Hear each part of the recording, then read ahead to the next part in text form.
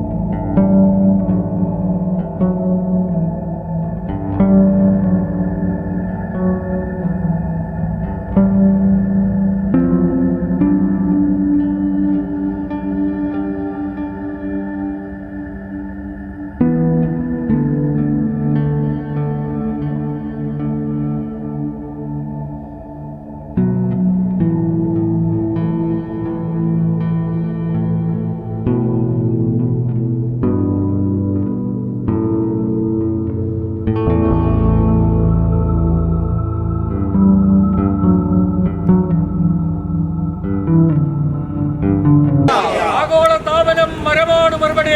ആഗോളതാപനം മരമാണ് മറുപടി. ആഗോളതാപനം മരമാണ് മറുപടി. ആഗോളതാപനം മരമാണ് മറുപടി. ആഗോളതാപനം മരമാണ് മറുപടി. ആഗോളതാപനം മരമാണ് മറുപടി. നഗരസഭാ സെക്രട്ടറി നീതി പാലിക്കുക. നഗരസഭാ സെക്രട്ടറി നീതി പാലിക്കുക. നഗരസഭാ സെക്രട്ടറി നീതി പാലിക്കുക. നഗരസഭാ സെക്രട്ടറി നീതി പാലിക്കുക. മരമുറിയിൽ സമഗ്ര അന്വേഷണം നടപ്പിലാക്കുക. മരമുറിയിൽ സമഗ്ര അന്വേഷണം നടപ്പിലാക്കുക. ആഗോളതാപനം മരമാണ് മറുപടി.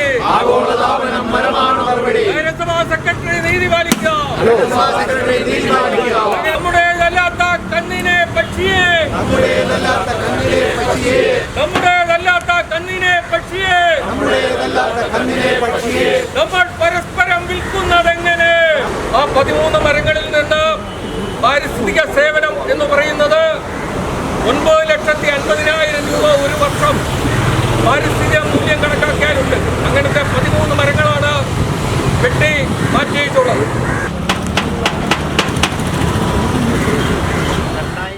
കോട്ടയം പോലീസ് പരേഡ് ഗ്രൗണ്ടിൻ്റെ പുറകിൽ 2010 ഈ മരങ്ങളൊക്കെ നട്ടത്. 2010 തൊട്ട് കണ്ടൊരു 4 വർഷത്തോളം, 4-5 വർഷം വേണം ഒരു മരം വളർന്ന ഒരാൾ പൊക്കത്തിന് മേളിലെത്താനായി. 4-5 വർഷത്തോളം നട്ടു വളർത്തി പരിപാലിച്ച് സംരക്ഷിച്ച് നിർത്തിയ മരങ്ങളാണ് കഴിഞ്ഞ ദിവസം ഒരു PWD കോൺട്രാക്ടർ വെട്ടി നശിപ്പിച്ചത്.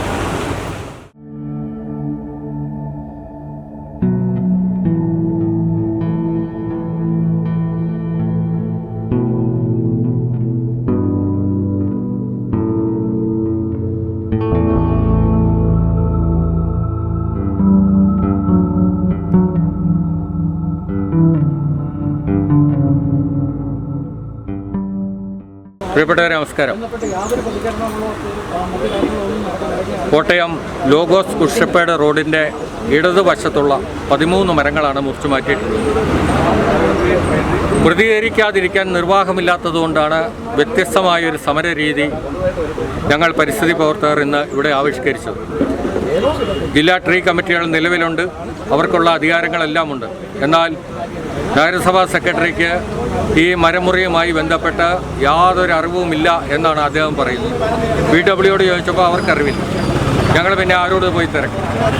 ആ സ്ഥിതിയിലാണ് ലക്ഷക്കണക്കിന് പാരിസ്ഥിതിക മൂല്യമുള്ള 13 മരങ്ങൾ മുറിച്ചു മാറ്റിയിട്ടുള്ളത്.